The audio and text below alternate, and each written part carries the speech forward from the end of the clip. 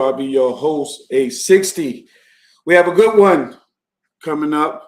Always trying to do good interviews, always trying to do positive things. And this interview is going to be great.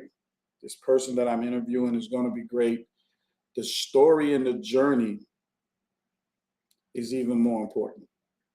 I was there from the beginning, the middle, because there's never an ending, there's just a continuation.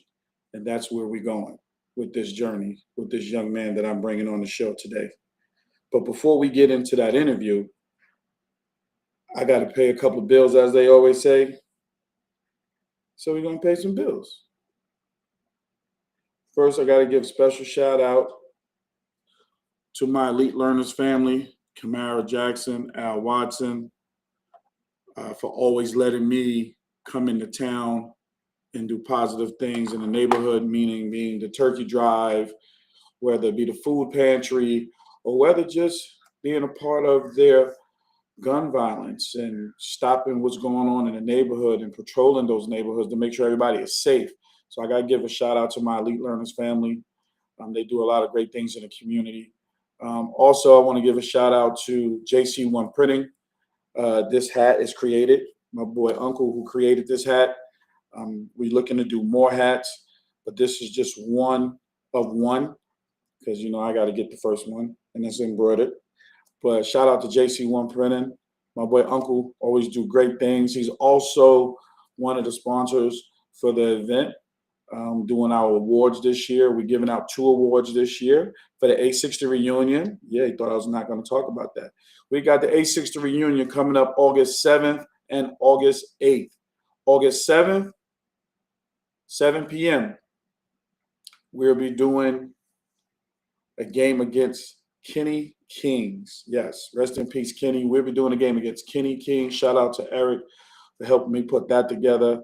And I will be giving an award away to the Kenny Kings family.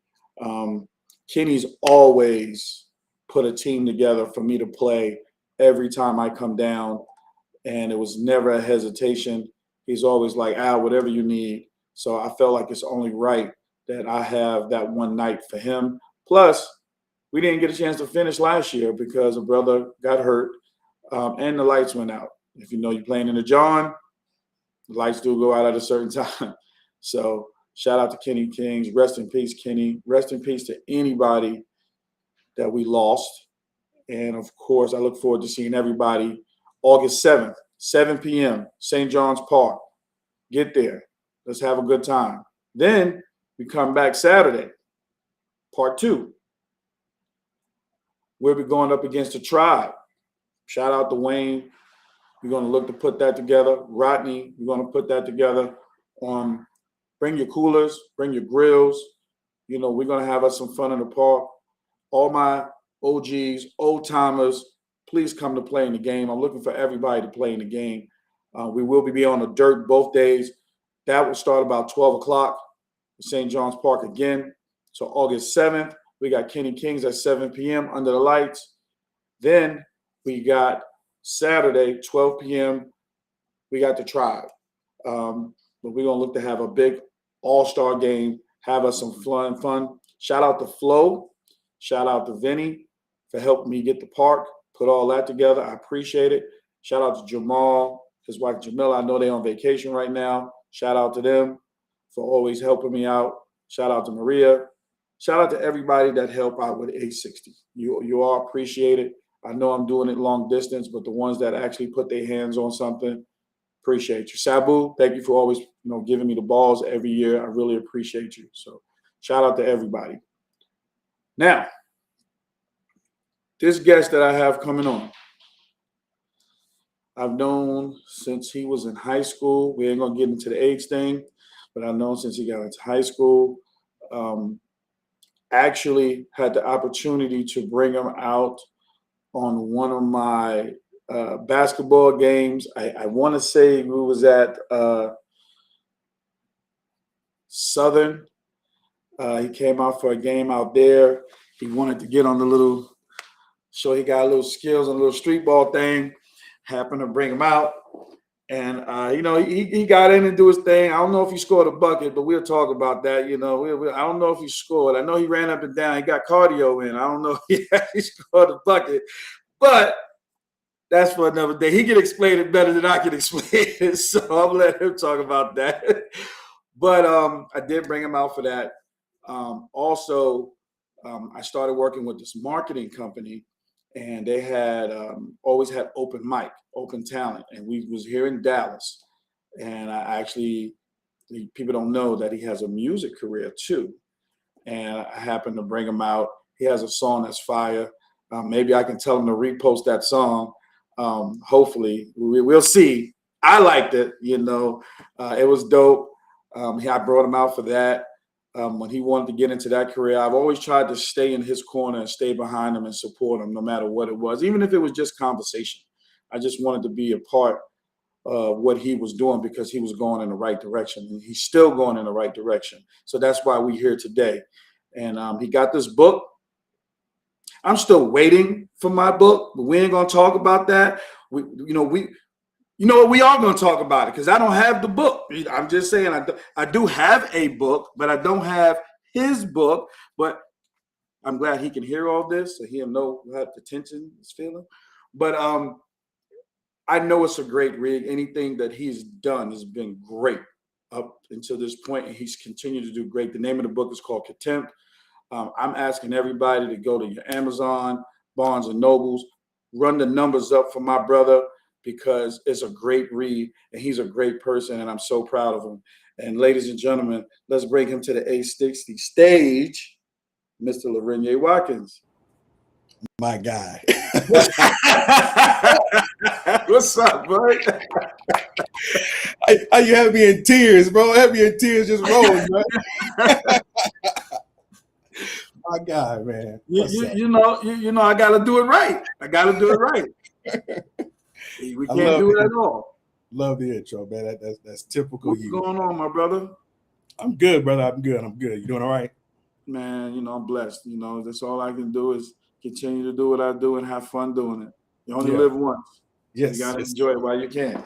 Yes, sir, man. Yeah, I'm glad to be here, man. I know we've been trying to put this together for well over a month.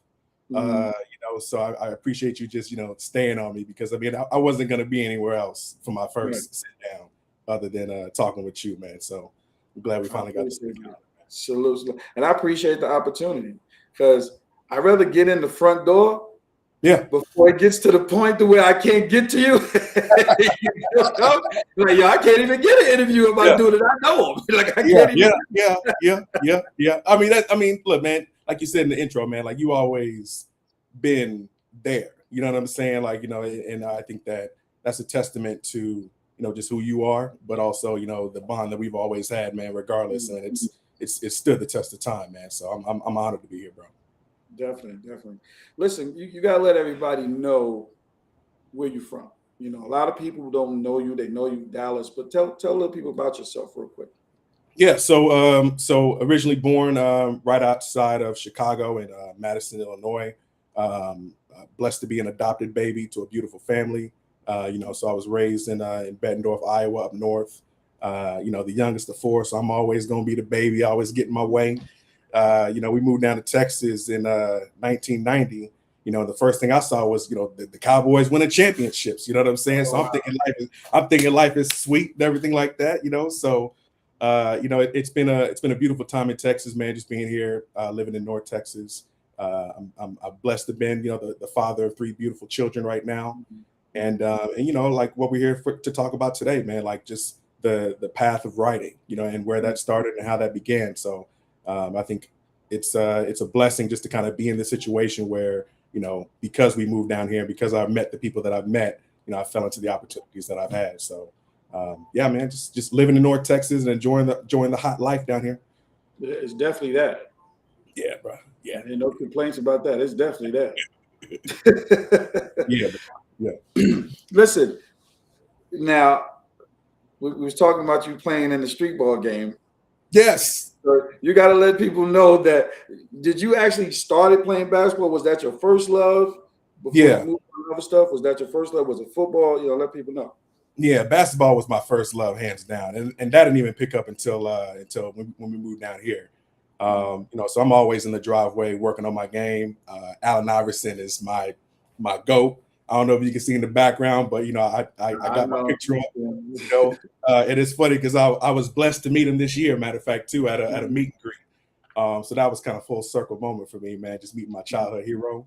But yeah, basketball was my first love. Played all the way up through my junior year. And then like you said, man, you were nice enough to get me on board. And I hate that you called me out for the cardio because it's true, man. I didn't get a bucket, bro. I think I got like one shot off, man. I was mad, but I was showing out in warm-ups though, and I got my little half man, half amazing. I got my little signed jersey as well. So I think that was really dope, man. But I mean, that experience, I mean, you brought me down to Louisiana, man, and that was at the peak of and one. You know what I'm saying? Yeah. So that was starstruck for anybody, being in that thing, man. Gym was crowded and everything like that, dope environment. So it was a dope time, man. I just didn't score a bucket. Yeah, I mean, you know what? It happens. No. I mean, and plus it's a lot of pressure. You was with, that team, that was Team Headache. Of course we had we had Go Get It. I think Escalade popped out, so we had a lot. Springs was on that. Springs was a part of that tour. So, we had a lot of great, Obi Toppins, his dad was on that. My boy Swole, shout out to Headache, that's my brother. So we had put that team together, and that's all we did. We just went and played games. Yeah. And then, when you said you wanted to, let me come out and I still remember asking, can he play, man? Because I'm telling you, if he come out here and he gonna make me look bad. So baby, bro. I was big. I said, nah. I said, come on through. We're gonna have us some fun, and that's what it was. It was really just having some fun at the end of the day. And that was my introduction to really getting to know who you was as a person. So, and I thought that was dope. We had that in common. That basketball was just an avenue for us to meet and talk, and it's still genuine to this day. Yeah. Moving forward, where did you get the passion to be I'm gonna go music because a lot of people don't know you did music. So people tell people a little bit about that. When did you start that process? So I'll start with the writing part because the music falls in the middle of that road, right? So I've told this story. I love the story because my sister used to live with us when we moved down to Texas, and she had her kids and everything like that, right? And my nephew, he used to come home and always cut the TV off because I'd be chilling after school, and he would cut the TV off and turn it on to Barney, the purple dinosaur. And we had these writing assignments back in 6th grade, and my nephew came in and he popped on Barney, and I was just on the couch and I started hate watching Barney, and I'm like, man, like my writing assignment just turned into a poem about this. And it was called Purple Green 13. I turned it in next day at school, didn't think nothing of it. English teacher comes back. God bless Miss Ashton. If you ever watch this is for you. She comes back to the class, bro. Hey, did you write this? And I'm like, yeah, I wrote it. It's something wrong. And she loved it. She asked me again, like, did I get any assistance on it? Because she wanted me to read it in front of everyone. And I'm like, it's just a dumb poem about a purple dinosaur. Walks me up to the front of the class, gives me the same kind of intro you just gave me and everything like that. And I start reading it, man. And I think what caught me was getting reactions of laughter and people kind of leaning in and like taking what I wrote seriously, man. Like speaking it out loud, bro. I was like, man, like this is actually kind of good. You know what I'm saying? Turns out it ended up getting published in the Plano Star Courier, which was like our local paper. So my first taste of creative writing took off, you know what I'm saying? And that kind of gave me like this confidence, bro, where it's like, man, like let me try to chase this thing because I didn't think about writing, like you said, man, like it was all basketball 24/7, right? So years go by and I graduate high school and now I'm starting to do like poetry and putting like these small poetry books together and coming up and doing Facebook groups and creating my own Facebook poetry group. Small, like 15, 20 people and whatnot, but I always had like a small community. And couple more years go by. Now I start getting into open mic. You know what I mean? Like when I was married at the time, I was doing spoken word with Ricky Smiley and his group down in Addison. So now I'm like really kind of getting a following and whatnot. And then that's when I met a singer who's in Plano. And, her name is Samarka, and her boyfriend was, his name is KJ. And they were kind of like a duo. They did their rapping and singing. Samarka couldn't write songs. Me being a writer, I'm like, okay, well, cool. I'll start writing your songs. And so that's kind of how I got into music. And, but then that brought out, hey man, I kind of like this, like being in the studio, being around the studio work. And as your point, that's when I got into rapping and everything like that, and kind of took off from there. So I'll stop there because you always loved my music. So I know I know you want to sit here. I ain't got no tracks on me right now, bro. But I want to stop there. What was the name of that song y'all did? It was called Right Beside Me. Yeah, it was called Right Beside Me. I ain't gonna lie, the hook was fire. It was fire. The hook was fire, bro. And I was on that thing like Twister, bro. you got to figure out how to just put it out there just so people can hear it. I don't know. You got to dig in one of your hard drives or something. Yeah. Don't make me go find it and repost it. I'm telling you that right now because I know it's somewhere. It's somewhere.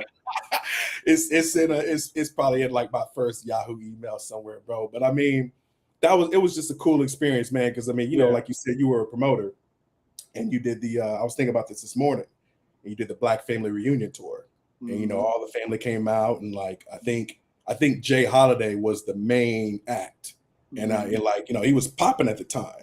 Yeah. And so like I'm like, damn, I'm opening up for Jay Holiday. I'm one of the acts opening up like that, right? So we got on there. I think we performed. I think we blended it to where we were able to get 2 songs in. I think I did like one song by myself. She did hers, and then we did the Right Beside Me joint. And again, bro, like same thing with the writing assignment, man. Like when I got off stage, bro, and I kind of walking around the yard and all that other stuff, like around the grounds, and just going to get something to drink, man. I got a couple people coming up to me, hey, young bro. Man, I love what you was doing up there, man. I love your message. And I'm like, dang, man, like, yeah, like I felt vindicated, man. Like, like something it was successful. So yeah, man, did a couple years in the music thing. So yeah, that was fun. That was fun. That was fun to see you do. I mean, listen, that's just another part to get you to where you are today. But you can't forget that part because you wouldn't be able to get to this part. You know what I'm saying? It helped builds up everything. So yeah.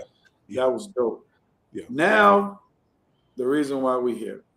You have this book called Contempt. Yeah. Where did this process start to actually decide to write this and say, I'm going full throttle with this? For sure. Yeah. So 2010, I'm at a point in life where, was married, got a divorce. And so, all I had in my possessions at that point was a motorcycle, which I bought off my coworker, my Xbox, and my laptop. That's all I had in my apartment at the time, right? And came home from work one day, man, just really just in a state of like, I need to find like an escape. And I've always been a writer. Writing has always been my escape. Wasn't hooping, wasn't doing the music thing. So like writing was like my vehicle. And what you pointed out, the first book that I wrote, it was called Nobody Watching. And I came home that day, bro, and like I just popped open my laptop and I just started just writing down character names. You know what I mean? Like just it started with that. And I put the laptop away.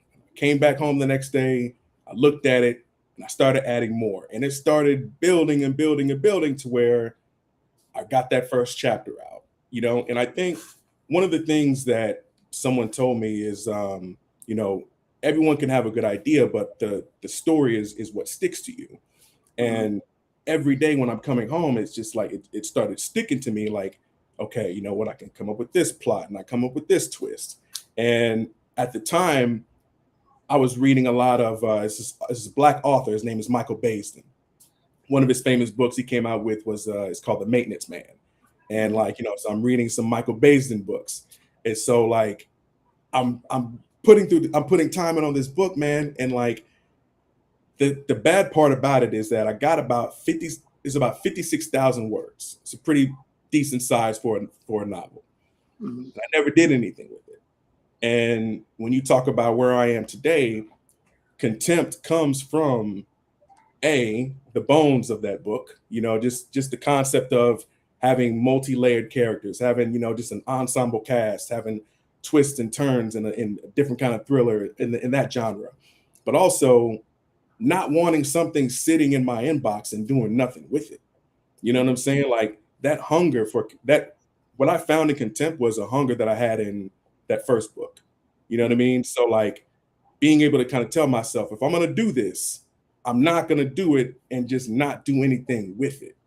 And I think that was my first inclination of like, okay, I'm going to take this serious, no matter how long it takes. I got to get to the finish line on that.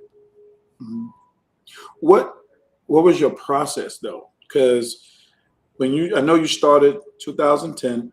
Mm-hmm. I know you had started putting down the characters, as you said. Wait, hold on. Before we get to that, how did you come up with the characters? Are they off actual people you know? Like, how did you come up with those characters? That's what because some people say this person's name remind me of this person. That's how I got the character's name. Is that what happened? Because I want to know the setup. Because that might be one of the characters. You know what I'm saying? I'll never make a character off somebody I know. Ever. Oh, okay, good. It's funny because one of my dear close friend, when I first started talking about the first book, oh, make me a character. Oh, I want to be this and I want to be that. And I'm like, man, that's the problem. Is like, it would be an injustice to that person, but also an injustice to my character, because I love stories that get real gritty, that where my characters have flaws. And so when you asked about my process, it is, what are the problems that this person is facing? How can they solve it? What are going to be the challenges that they're going to be facing? And I can't make it easy for my character on this road, right? So, yeah, I mean, it goes with understanding, the people that are around you, but not using them, more so just kind of using the influence of your imagination on, who this main character could be, and how many challenges could I give this person. So yeah, no character I make will ever be based off of anyone I know. So you're safe. Good, thank you. I appreciate that, because I would hate to be the one to get his head cut off or something like that and be like, yo, I can't believe he did that to me. I thought we was cool. You know what I'm saying? Even if I use a name that's close to yours, bro, it is just by coincidence. Just by coincidence. That's all. Now you started that journey in 2010, right? So now you got the characters down pat. You're doing the bones from reading that other book. What's the process of putting it all together into making it one? Like from the introduction to your chapters, because now you got to break all that down. Yeah. What's that process like? Yeah. So when I started Contempt, I had to tell myself I'm not going to use the actual plot of that book. So what's going to be my plot, right? I wanted it to be in the legal thriller genre. For some reason, I just was fascinated with crime thrillers. I love that too. I love them all. Yeah. Oh yeah. It's always going to be like my favorite. You know what I mean? So I think the first thing that I had to decide was, where is it going to be? In my process. That first book, it was in Los Angeles, which is a easy thing to write about. But I wanted grit. I wanted a city that could tell a story. I wanted to learn about a new city. I didn't want to make it Dallas because I lived in Dallas. I didn't want to make it Chicago. I fell into Baltimore for some reason. I've watched The Wire. I think that I can say it's got heavy influence, from the universe of The Wire and everything that was. But I think, man, like once I chose the city, everything was just downhill running. You know what I mean? Like, okay, it's going to be a legal thriller. My main hurdle was, can I tell this story the way I want to? And my vision was, I want this to feel like 3 books in one. Okay, now what does that mean, right? My main character is Sean Davidson. He's a lawyer. And the plot of the book is he inherits his father's last trial. His father dies, and literally like the opening scene, there's no secret, but his father dies. And so he's inheriting his father's last trial. The other points of view for this story is a police detective, but then also a journalist. And so my process was, can I thread a story that tells 3 different lanes and then ends up coming together? You know what I mean? Like, so like now it's, I have to create Sean's arc. I have to create the detective's arc. I have to create, Right. the journalist's arc, and everything like that. So my process goes with a lot of research, watching different crime dramas, watching court TV, trying to understand police procedure, and then throwing the fact that this story takes place in 2006.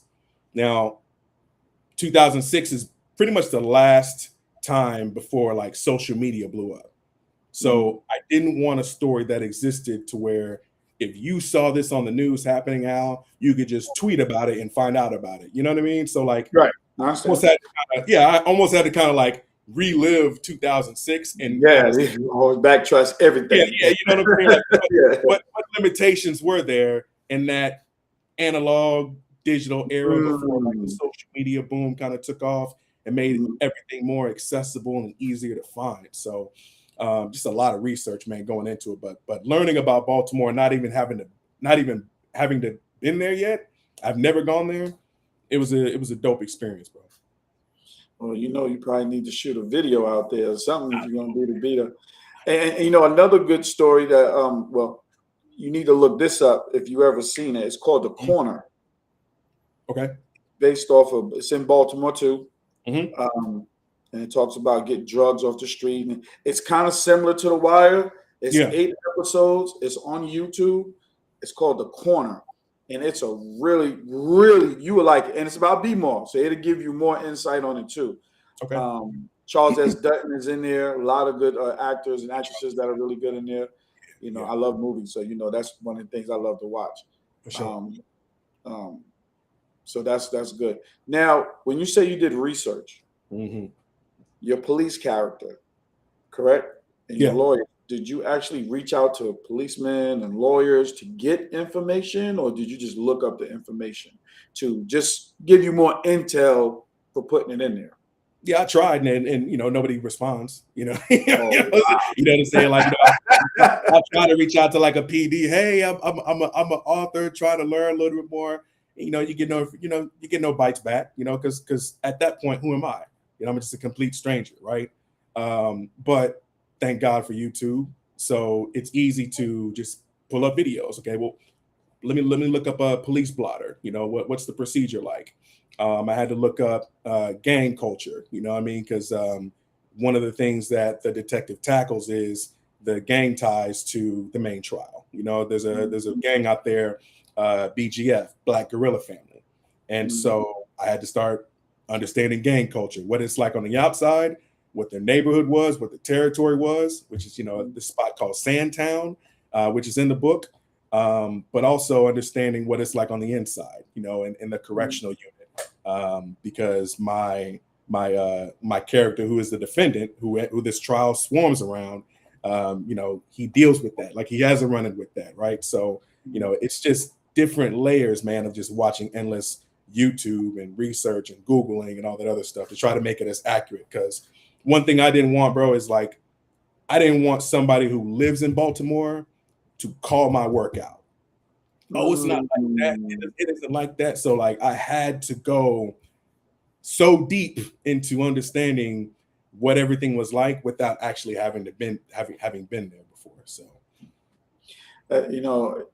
I could have got you the police officer.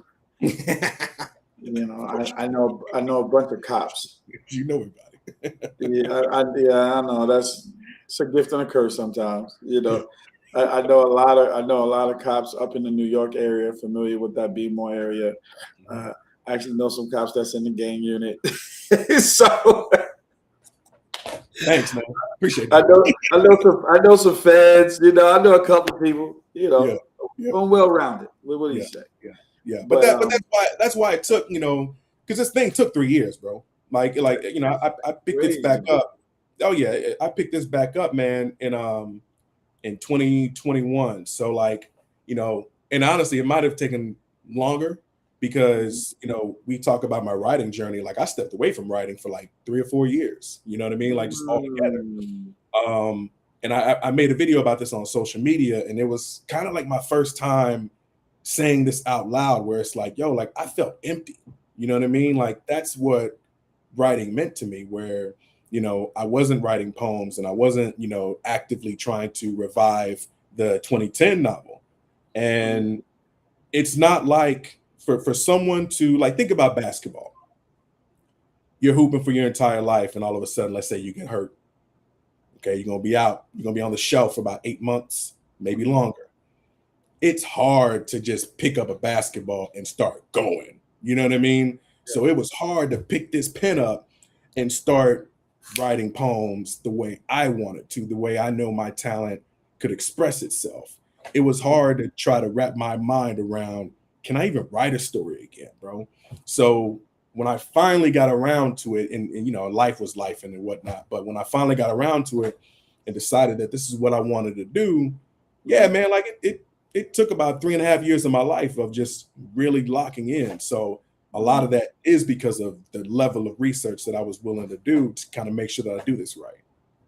Now, you said it took you 3 years. Did you really have to lock in? Like, what was that process like when you said 3 years? So I'm sure you gave up a lot to get this done, to get to this finish line. So what was that like? Like, what did you do in the process of those 3 years? You know what I'm saying? Oh, Like, yeah. we all lock in. We all do Mhm. different things. Mhm. We cope differently. We handle things differently. And Mhm. what I mean by that, like if I know I got to lock in, I shut down. Like I got Mhm. to shut down. Like I get my mind right to go do whatever. If I got to go away for a couple of days just to get my mind right Mhm. to whatever I need to do. So what was your process like in that 3 years to get this book completed? Unhealthy, because because I had I took it to the extreme of isolation, um because there were so many times where friends were, hey, you want to come out and kick it, nope, gotta write. Hey, you want to do this, nope, gotta write. I mean, I'm turning down family functions, you know what I'm Mhm. saying, because I gotta write. And that doesn't mean let me just put a couple words on the page and kind of just let it be. That Right. is writing sessions that start at 6 p.m. and go till 3 a.m. And I got to be Mhm. at work the next day at 8 a.m. Or Mhm. that's writing sessions that start at 4:30 in the morning, take me until 7. I'm literally getting dressed for work and writing and doing whatever and doing my thing. And I'm out the door and I'm at work writing stuff on like napkins and all this other stuff, or I'm taking my laptop with me and writing in my car on lunch, and then doing another 5-6 hour session at night. And I remember one time, bro, like I thought I was gonna get fired from my job because we went out for a happy hour. And I think at this point I was probably in like my second draft of the story. I was getting my legs under it and everything like that. And we got a new VP. My boss was like, okay, you know what? We're gonna wrap up here, team, and we're gonna shoot down the street to go meet, the new VP. She wants to meet all of y'all. And I'm like, I gotta go home and write. Like I'm thinking this to myself as we're getting the bill. Mhm. I'm like, man, she's telling me we gotta go. And I'm like, I gotta go home. And I tell her to her face, like, I have to go home and do my writing session. And the way she looked at me, I was like, yeah, I'm probably done, but like, this is what I got to do. And I think at that point, when I made that decision, that's when I knew, like, okay, I think I can finish this thing because I'm willing to risk losing my gig to complete this journey. Mhm. And yeah, so I mean, that's what my process was, man, over and over again for 3 years.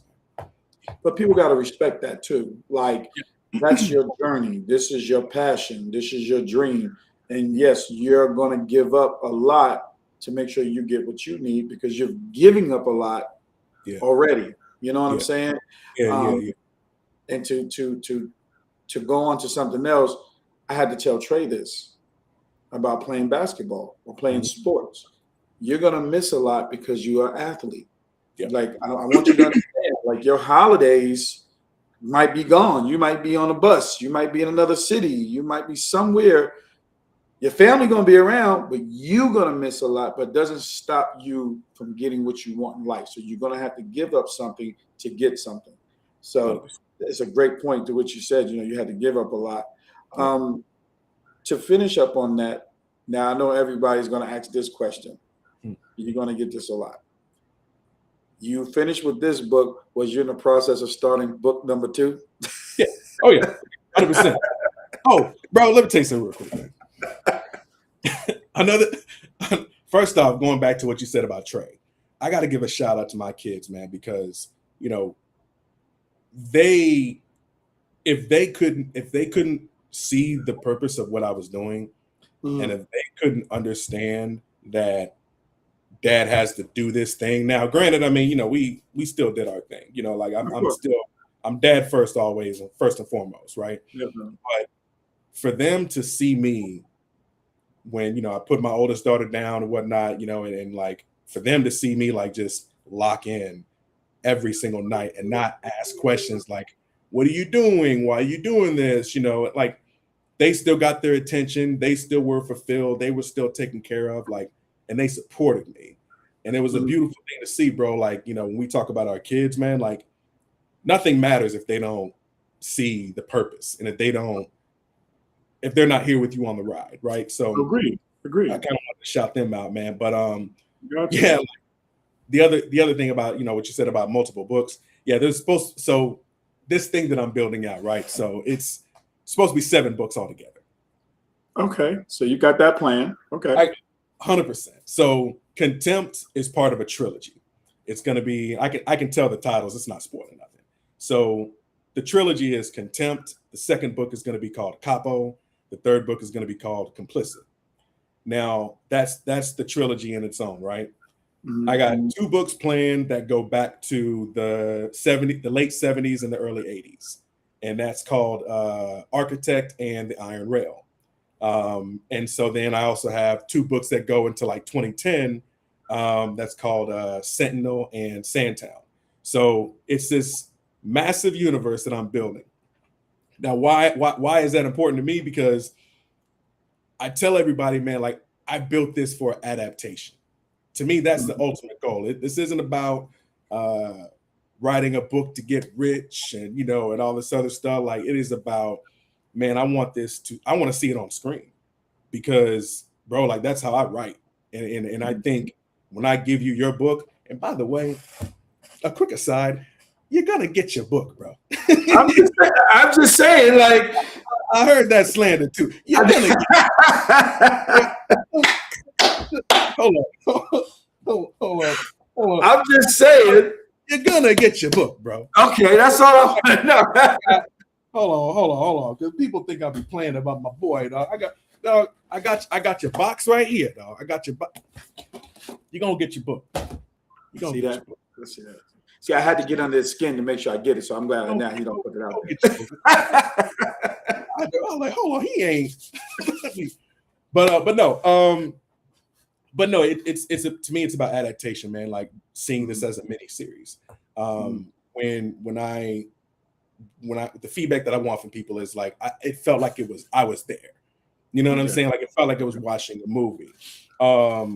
I've gotten a couple early reviews on like Goodreads and Amazon and all that other stuff, and like the core idea around those reviews is it feels like cinema, and that's what I'm chasing, man. So like in order to do that, Contempt has to be how I see it as like the proof of concept that this is what's being built in this world as like the baseline. Like Contempt is basically in the middle of both of those other stories that I'm going to be telling, to the front and to the back.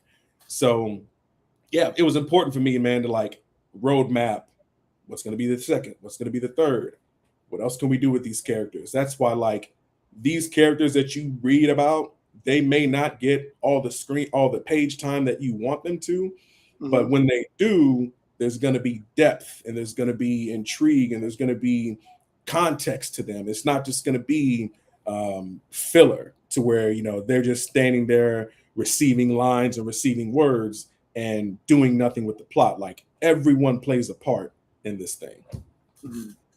Now, I know you're big into the AI thing. Is this similar to how you put it together, like a multiverse type thing, where all of these books eventually bump heads, or the characters all bump heads somewhere at the end, or does it all somehow all have a way of connecting? You know how some people will do a story and they go, Yeah. well, this is such a person. By now they get the sixth book and they're like, oh, he brought this person back into this book. Like, is that something you're creating? Some of that I can't tell.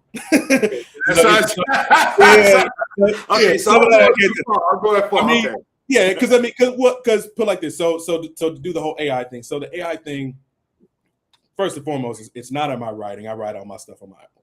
Right. Where the AI comes in is the architecture of building my website, and doing a little bit of cover design, but also, like you said, so like if you go to my website, you'll see like these cinematic trailers, or you'll see like cinematic shots, because again, it goes back to the proof of concept. Like in my delusion of this journey, someone is going to find this story. Someone is going to see the breadcrumbs of what I built, and it's going to look like a massive storyboard of an entire season 1 of TV. That's my vision. Ultimately, I want to teach myself to, start writing scripts, because I think that's important as well.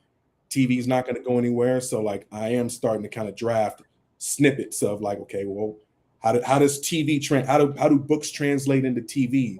And what would I have to cut from Contempt, or what would translate from Contempt onto the TV screen and make it compelling?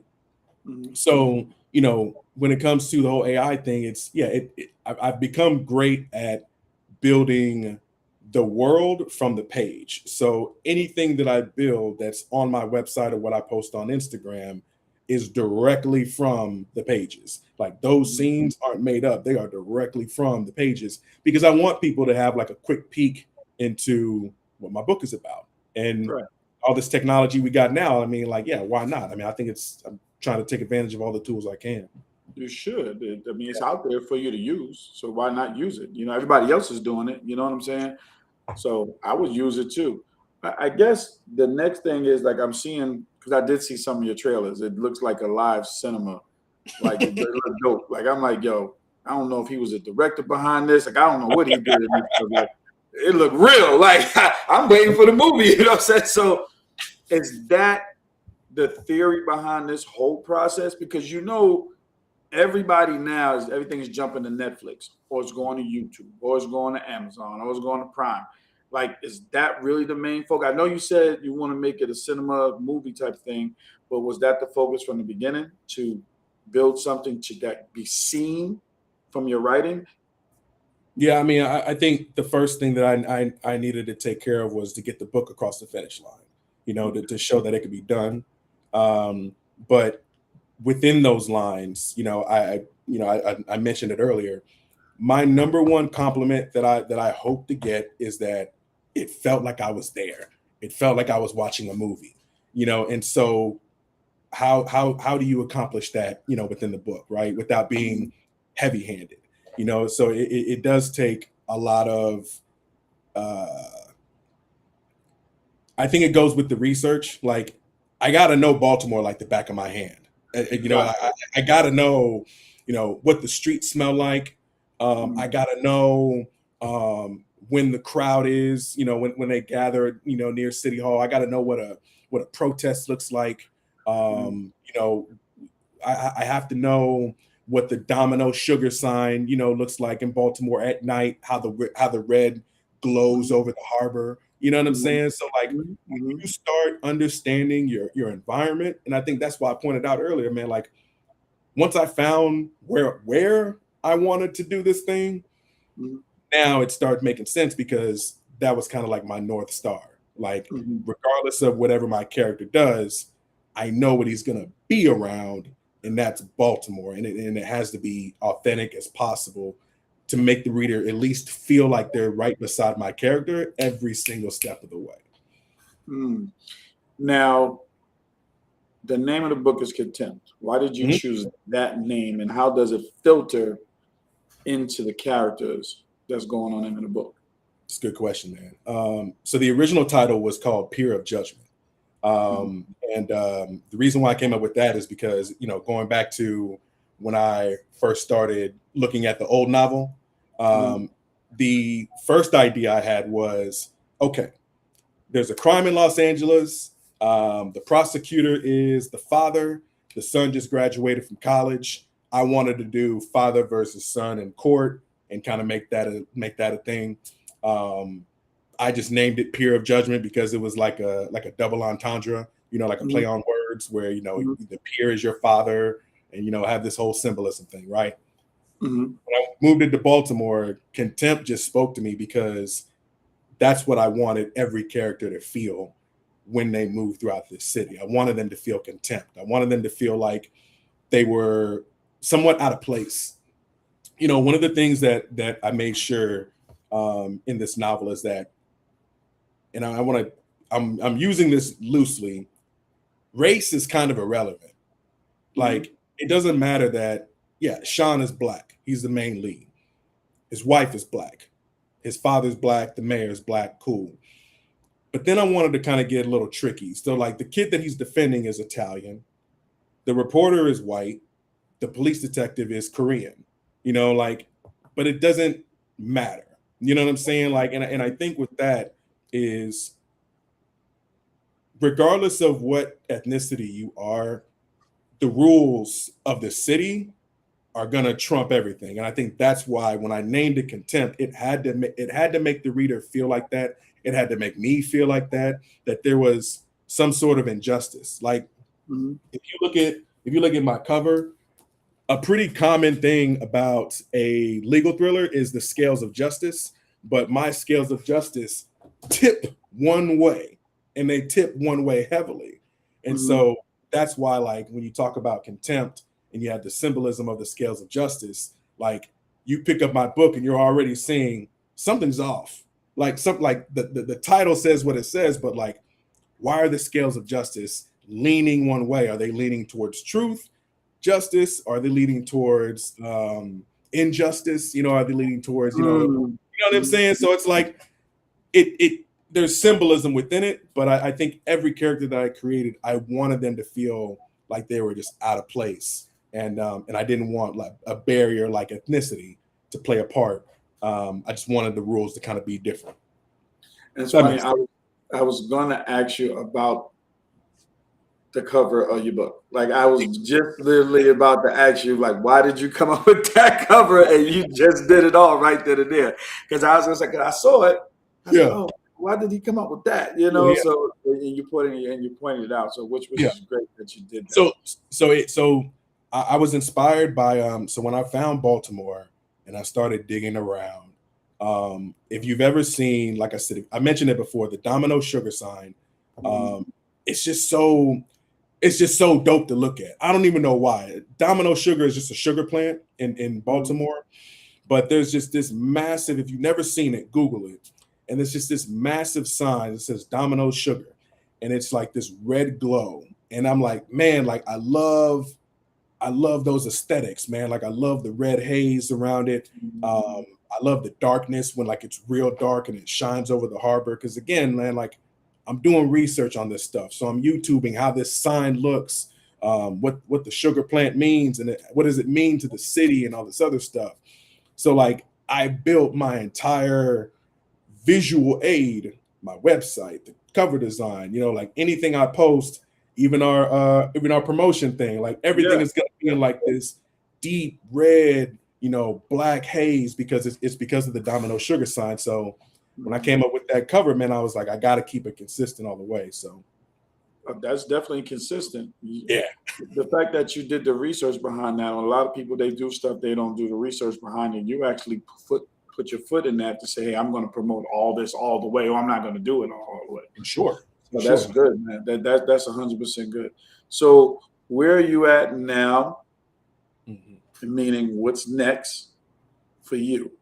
Like, what's next? What we got going on next? I'm dropping another album. No. Yeah, right. Yeah, all right. Yeah, okay. But if I was serious, you release date. I need that. Yeah. So okay. So Contempt. It came out on Father's Day. Yeah. You know, the sales are going good. The momentum I feel for a first time indie author who's self-published, I feel I'm in a good spot, you know, like, you know, 5 weeks in. Behind the scenes, I've been trying to reach out to like different agent queries. Haven't been getting any progress there, but that's fine. That's normal. Been reaching out to a lot of bookstores, not just in Dallas, but also in Baltimore as well. You know, and I was going to save this to the end, but I've already started putting this out. I finally locked down my first book event, for instance, right? So like August 22nd, I'll be at Talking Animal Books. There's a book crawl going on in North Texas. A book crawl is basically a bunch of bookstores get together and, you know, people in the community are going to visit these different bookstores. And, you know, it's kind of like a thing where like they'll find new books and, you know, have different events and all that other stuff. So I'm going to be at the bookstore that is hosting this entire thing, you know, have like about 2 hours just to get out and meet new readers. And I think that's my goal now. Where we're at is how can I get new readers? Because I've already gotten the organic push of friends and family and all this other stuff on social media. Now it's how can I market myself? And I think that's the challenge that I've been running into is, man, I got on TikTok too late. You know, like I got on TikTok too late in the game. Yeah, I'm starting to build over there, but it's like I got to get on TikTok more. I got to present more. I got to do this more, which is good to get off the ground. Everybody likes that face interaction. 100%, bro. So it's posting content, thinking about content, which that in itself is a full-time job. And honestly, bro, like I don't even think a lot of people who don't know me know this. I quit my job in February to do this, to get this across the finish line. You know what I'm saying? Crazy. Like I 20 years. Why did you do that? I'm just asking, you know, because it's a passion. Yeah. It's put like this.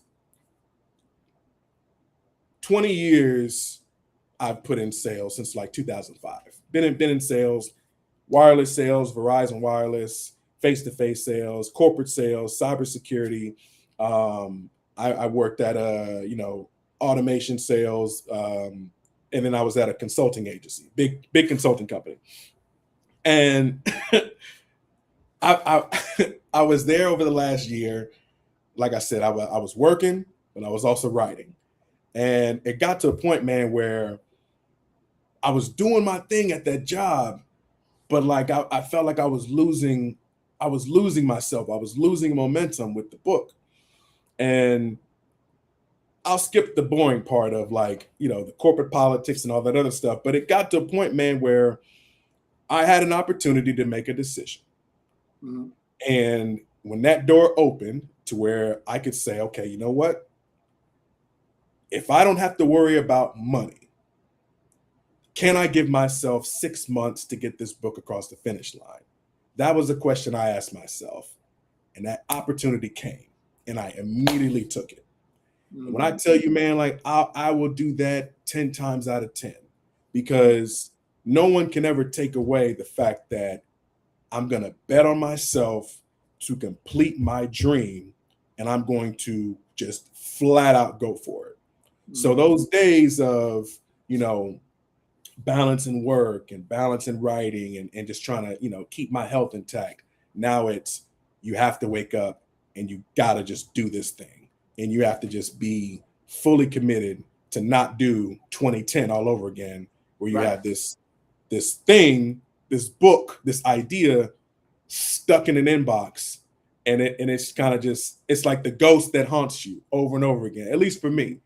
You know what I'm saying? So like I'm now chasing the new dream that was also the old dream. So yeah, I wanted to add that in there, man. Yeah, I quit my job and it's crazy, you know, but it got me to where I wanted to be. And I'd do it all over again, 100%. Well, I mean, it had to be a tough decision being, you know, with kids, of course, you know what I'm saying, and making sure that time's consuming. You have to financially think this is feasible and everything. So I know that was tough. You know what I'm saying? Well, here's the key component. What was that family support like when you made that decision? Because that's big. When you got either no support and then you have support, it's a big difference. What was that like, that family support? How was that? Man, my family, man, like they're so dope, man. Like, and I'm mad it's taking me almost an hour to kind of get to them, man. Like, you know, my siblings, my parents. I can talk about my core friends all day, but like, you know, my family understood, you know, because this is something that I've been talking about, man. Like they know how long I've been writing, just like you know how long I've been writing, right? So I don't feel like any of them would have not pulled me to the side and been like, "Hey, man, are you sure you want to do this?" You know what I'm saying? Like, Right. Yeah. this is me coming to the table and basically saying, you know what? Don't worry about me because I just know I know the feeling of what I'm doing. You know what I'm saying? Like, you know, and I know that speaking with conviction will get you grace. And when you can speak with, you know, a confidence of like, this is my plan, my family was just like, we'll rock with it, you know. And I mean, you know, Keisha, my sister, man, like, you know, she was always asking, and she was one of my early readers, and she gave me my first review. And I know like Keisha would never lie to me, you know, like Keisha, because she's a serious reader, you know what I'm saying? So it's, you know, it's like if she's putting her books down to see my first draft or to see one of my later drafts and all that other stuff and giving me feedback and all this other stuff, man. And you know, my big bro supporting me, and you know, my other big sister supporting me. So it's like it's a dope feeling because when I was able to kind of give them one of those boxes and I recorded each one, like we all celebrated, bro. You know what I'm saying? Like, you know, like my mom seeing my book for the first time, man, like that was worth it, bro. That was worth it. Like seeing everyone just being like, man, like you did it, like that was worth it. And they supported me, man, just like my kids did, bro. You know, it's different when you see the journey from the beginning. Mm-hmm. And it's not like I always say, it's never the finish line, it's a conclusion. We're going to keep going with this, you know what I'm saying? But to actually see the finished product of what you created right here in the handheld book. I have an author and I know him personally. Like I have that, you know what I'm saying? You can't take that away from you. So to say you got this done, that's what I'm more proud of than anything. Like you stuck to your guns, you did the process, you did the work, you said, yo, I'm going to get it done, and you got it done, and look at the product. And it speaks for itself. And for those who don't know, go cop that book, man.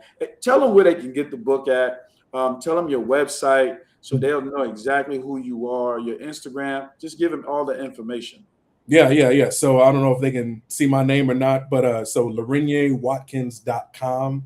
Once you go there, you'll be able to see the direct links. Or you can go on Amazon, look for my author name as well, LeRenyae Watkins, look for Contempt.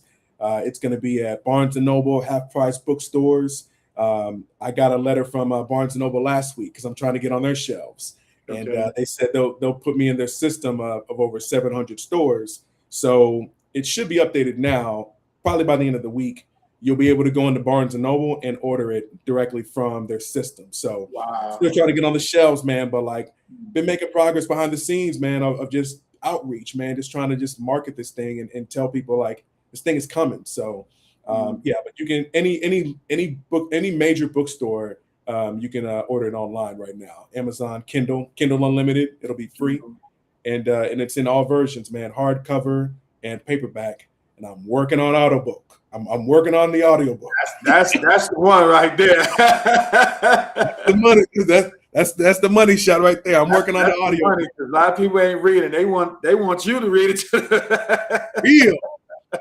Man, like that's the one thing I had to learn, bro, is like the business side of it, man. Like the audiobooks, that's the goal right now in the market space. It is incredibly expensive. But you know, it's something that I'm going into like book 2 and book 3 and all that other stuff. I mean, I know the game now. You know what I'm saying? So like, it's not going to take another 3 years to do this thing, but I know the game now. You know, and I think that's the coolest part about it. And do you have a team around you? I mean, I don't know if you're doing this all on your own. Do you have advisors and to help you get that guidance, because you had to get it published and you had to get it pushed through. How did that process? Let's talk about that. How did you get your book actually published? Yeah. So when I started going hard again on this book, my older sister introduced me to a woman who had a publishing company. She's from Houston, and they wanted to see like my first 15 pages. And so that's when I originally looked back at my old novel in 2010. Okay. And even my sister was like, yeah, he has this book, da da da da. And she described that book. And everybody thought I was going to give that book. But when I looked at it, I'm like, I was in a different place then. I can't do this. Let me start from scratch. Mm-hmm. I kicked over my first 15 pages to them. She loved it. And she introduced what's called vanity publishing, where you pay a certain fee. And what they'll do is they will basically hold your hand through the entire process. So give you tips about how we can market it, tell me about the technical aspect of, who I need to go through, what I need to save up for, getting my own LLC, which is Raining Words Publishing. So like now I have my own publishing LLC, and just the whole business side of it, right? So if you talk about team, they provided me editors. They provided me with a graphic artist as well, who helped me on the cover design. So I think that, I got set up pretty good, man. And again, it's my sister meeting someone at a conference and, speaking about my book. Again, it's that support. Like, you never know who's talking about you in the rooms that you're not there. Yeah. And it turned into this, man. So it really helped me out getting with them because they taught me a lot in this process. That's what's up, bro. Let's see, word of mouth travels faster than sometimes the internet. People don't realize that. And more importantly, when people believe, they're going to support what they believe.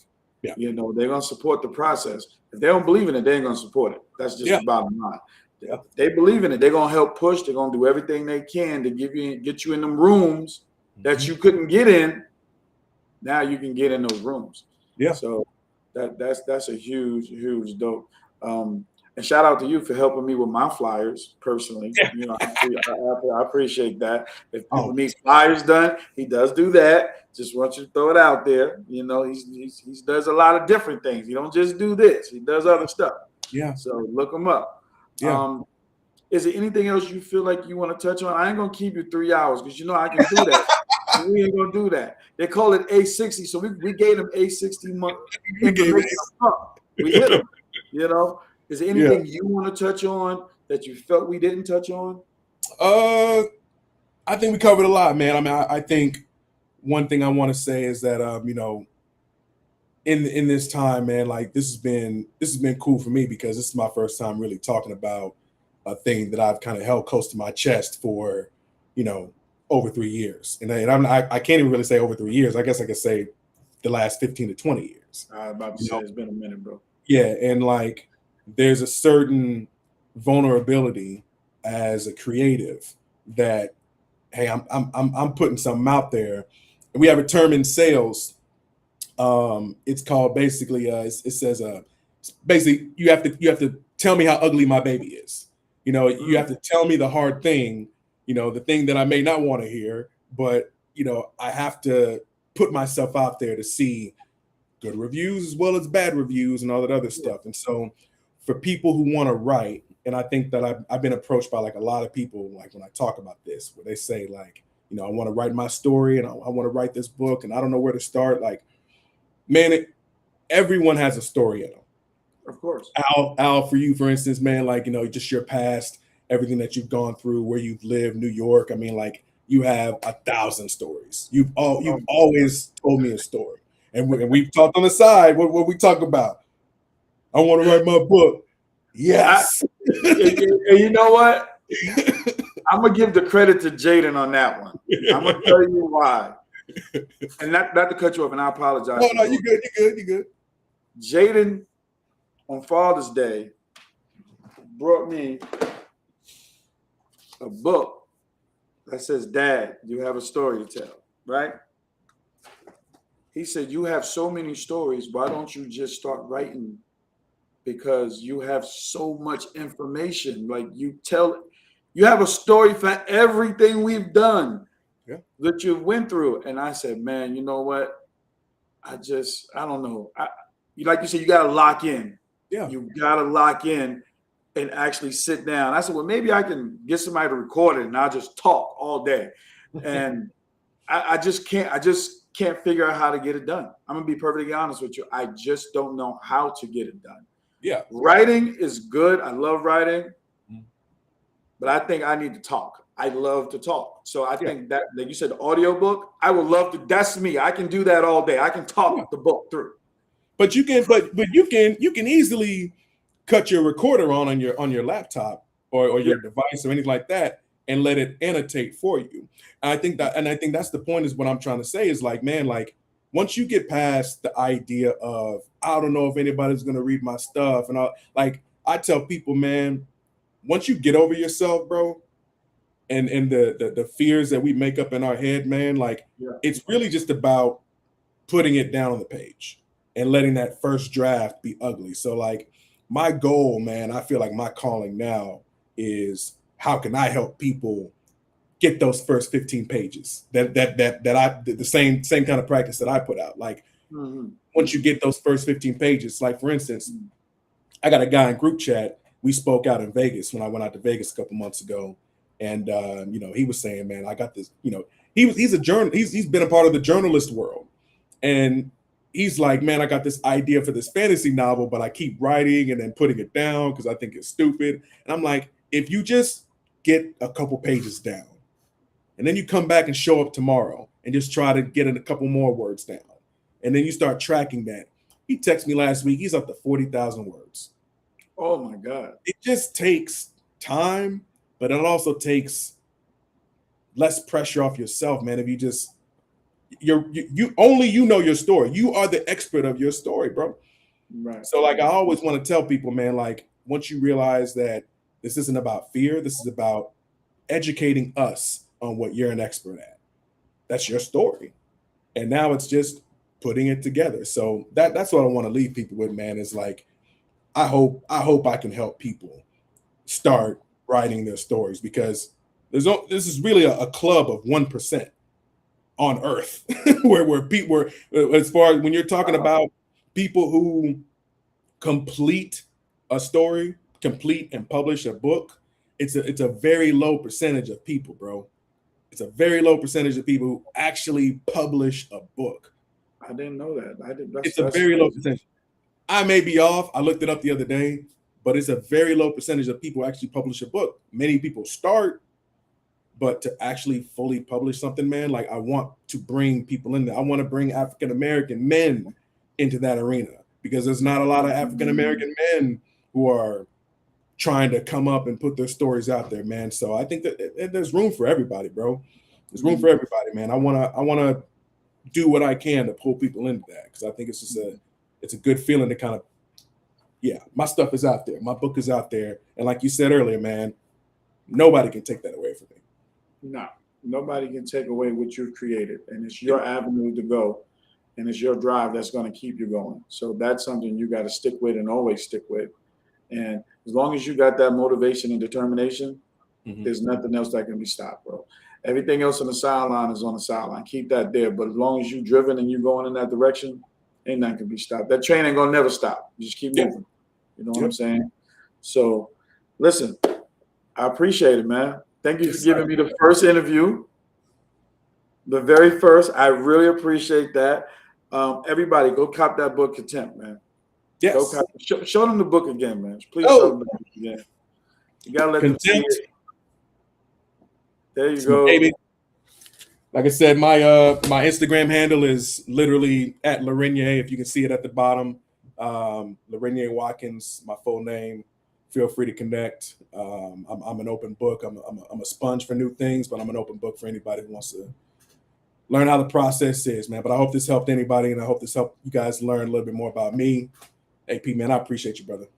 Always, man. You know I got you all day. And listen, I think I'm gonna need a character. I don't know. Get me in book 6 or something. A little something. You need a coach or something. I don't know. Figure it out. You do. You got it. It's all on you. But I really appreciate you. Thank you for giving me your time. And everybody, please go get that book, called Contempt. I'm sorry, go get that book called Contempt. It's a great read, and I'm looking forward to getting my book. So when I get it, I'll be able to read it. Thanks, bro. I appreciate you. Thank you, man. All right.